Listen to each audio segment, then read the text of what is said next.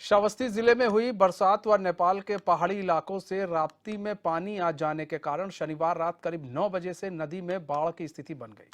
देखते ही देखते शनिवार देर रात करीब 2 बजे राप्ती का जल स्तर खतरे के निशान से 10 मिलीमीटर ऊपर हो गया।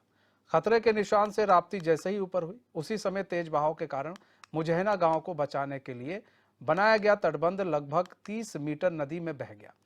जैसे जैसे राप्ती आगे बढ़ती गई, वैसे वैसे गिलौला व इकोना में बाढ़ का तांडव शुरू हो गया। गिलौला के पुरुषोत्तमपुर के पास नदी खेतों को काट रही है। यही स्थिति इकोना के कई स्थानों पर है। वहीं बाढ़ का असर पहाड़ी नालों में देखने को मिला है।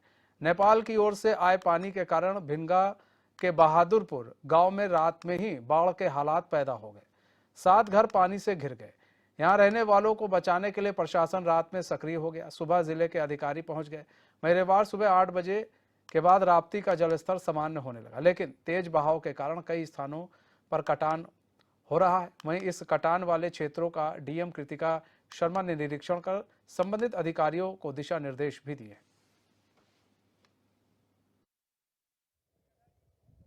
श्रावस्ती जिले के मुजैना तटबंध पर जो अभी ये नवनिर्मित तटबंध है, यहाँ अभी महीने भर से पहले ही काम शुरू हुआ था। अभी पूरा काम शुरू भी नहीं हुआ है, उससे पहले ये जो बंधा निर्मित था वो कट चुका है। कहीं ना कहीं श्रावस्ती के भ्रष्ट अधिकारियों की ये देन है, जो जब बाढ़ आती है तब ये बंधा बनाने का काम शुरू होता है और बंधा बन भी नहीं पाता, उससे पहले ये कट जाता है। इस बंधे के कटने से कहीं ना कहीं तमाम सारे यहाँ दर्जनों गाँव है जिसपे बाढ़ का खतरा मंडरा रहा है और जो प्रशासनिक अधिकारी हैं वो भ्रष्टाचार की भेंट चढ़ा रहे हैं इस बंदे को।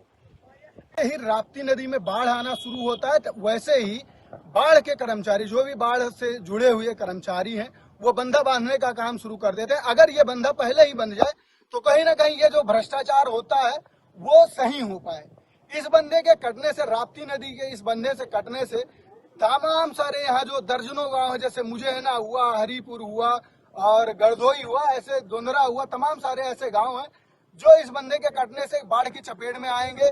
हर साल की तरह इस साल भी यहाँ करोड़ों का नुकसान होगा और तमाम सारे घरों के आशियाने उजड़ेंगे।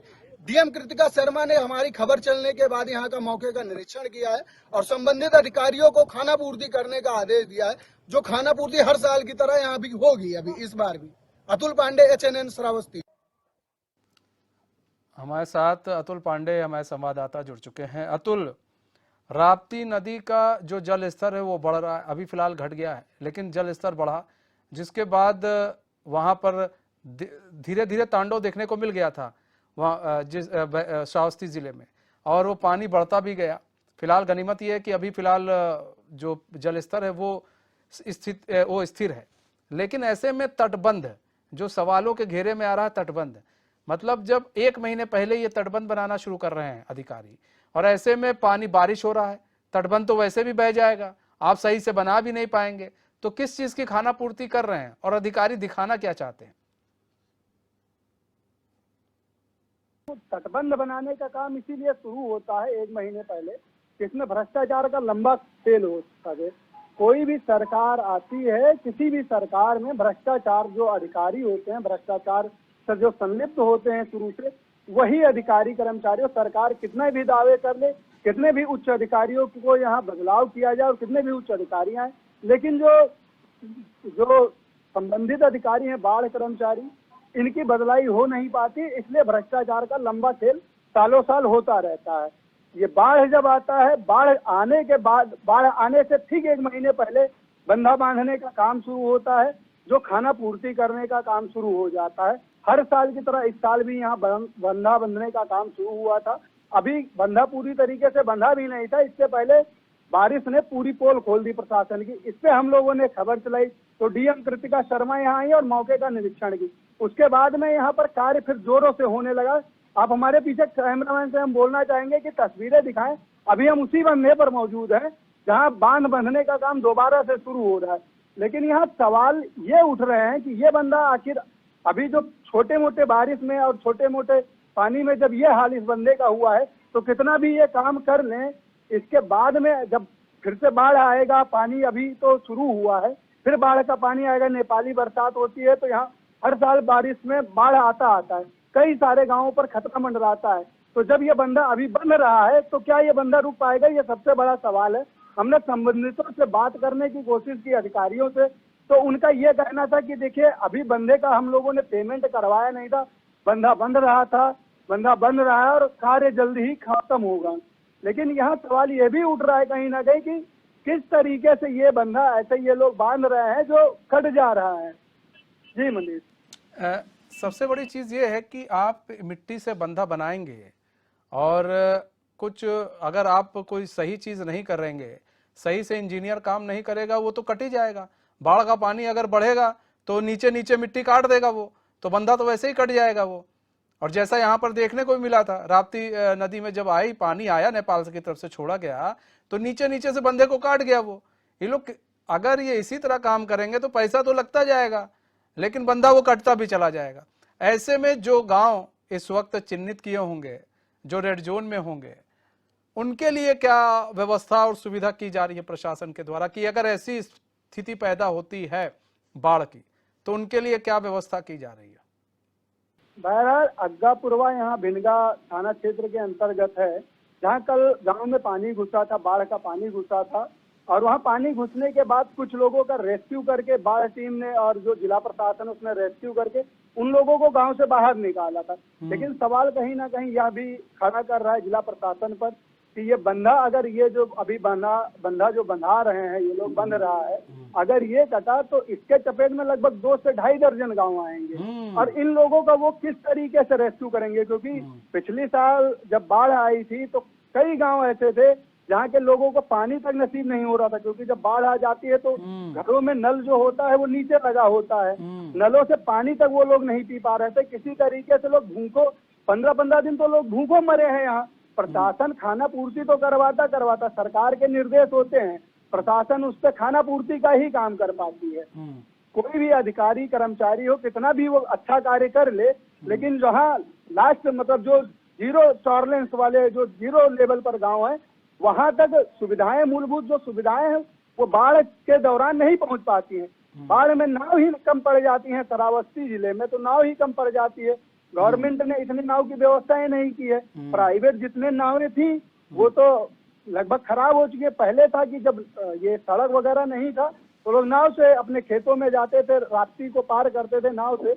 लेकिन 2 सालों से तो ऐसी हालत हुई है कि बाढ़ का जैसे पानी आता है तो नाव वगैरह गांव में अब बचा नहीं है, उतना लोगों के पास नाव होता नहीं, तो लोग छतों पर किसी तरीके से और पेड़ों पर बैठ के अपना काम चलाते हैं। और वहाँ किसी तरीके से पानी और खाने की व्यवस्था किसी के यहाँ बन गया, किसी छत पे, तो लोग उसी तरीके से अपना जीवन यापन करते हैं। तो यहाँ कहीं ना कहीं सबसे बड़ा सवाल यही उठ रहा है, सरकार कितनी भी कोशिशें कर ले, लोगों तक वो सुविधाएं नहीं पहुंच पा रही हैं। तो लोगों के पास अगर सुविधाएं पहुंचे, इस तरीके से सरकार को इसका निष्कर्ष निकालना चाहिए। नहीं अतुल, आप ये जो बता रहे हैं कि जब पिछली बार बाढ़ आया था तो बड़ी स्थिति खराब हो गई थी, ऐसे में अतुल अभी स्थिति के बारे में हम जानना चाहते हैं कि स्थिति अभी क्या है। अभी तो चलिए बाढ़ आता है, तो ऐसे में क्या व्यवस्था प्रशासन कर रहा है? व्यवस्था की गई है कि नहीं की गई है? कोई ऐसे कुछ ऐसी व्यवस्था की गई हो खाने की, स्वास्थ्य की, गरीबों के रहने की, अगर बाढ़ आ जाता है गांव में तो उनके रहने की व्यवस्था, कुछ ऐसा कुछ है? बहरहाल डीएम कृतिका शर्मा ने ये बताया, हम लोगों से प्रेस वार्ता एक बार की थी तो उन्होंने ये बताया कि हम स्वास्थ्य से और जो बाढ़ के तटबंध इलाके हैं, जो तटबंध के सामने आसपास के जो गांव हैं, वहां के लोगों को मूलभूत जो उनकी सुविधाएं हैं वो हम पहुंचाने की कोशिश करेंगे। लेकिन वो सवाल फिर वही बना हुआ है कि कैसे वो लोग पहुंचाएंगे, क्योंकि यहाँ नाव की तो उतनी व्यवस्था अभी हो नहीं पाई है। हम लोगों ने खबर दिखाया, सब कुछ किया, लेकिन जो अधिकारी कर्मचारी हैं वो भ्रष्टाचार में इस तरीके से संलिप्त हैं कि उनके कानों तक जू ही नहीं रेंग पाता है। लोगों तक कैसे वो सुविधाएं पहुंचाएंगे, ये सबसे बड़ा सवाल अभी भी बना हुआ है कि डीएम तो इतना दावा तो वो कर रही है कि हम वो सुविधाएं पहुंचाएंगे। अब ये देखने वाली बात होगी कि बाढ़ का पानी, क्योंकि घाघरा यहाँ एक पड़ोसी जिले में घाघरा नदी है, जो बहराइच से सटा हुआ जिला है, वहाँ घाघरा नदी है और फिर उसके बाद सरयू नदी है।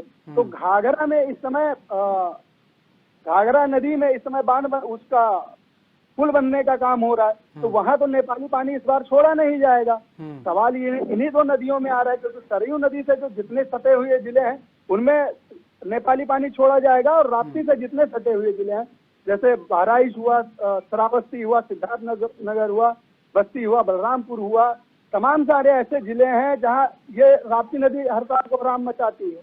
इस साल भी वो कोहराम मचाएगी। तो सरकार को तो ये चाहिए कि नेपाल से जो पानी आता है उसको कम यहाँ पहली बात पहुंचाए, कम पानी जितना कम हो सके डाइवर्ट कर दिया जाए। अगर नहरों में कुछ पानी चला जाए और भी जो आसपास की नदियां हैं उसमें वो पानी अगर छोड़ा जा रहा है तो राप्ती का जो जलस्तर है वो कम होगा। तो किसी तरीके से लोग, कम पानी अगर पहुंचेगा तो किसी तरीके से लोग सुरक्षित महसूस करेंगे अपने आप को। अगर बंधा सही समय पर बन जाए तो बंधा अगर बन जाता है तब भी ये सुविधाएं जो है लोगों तक पहुंच सकती हैं। मतलब बंधा बनना बहुत जरूरी है, सबसे बड़ी चीज है बंधा जो है सही से बने। बहुत बहुत धन्यवाद अतुल हमारे साथ जुड़ने के लिए और तमाम जानकारी देने के लिए।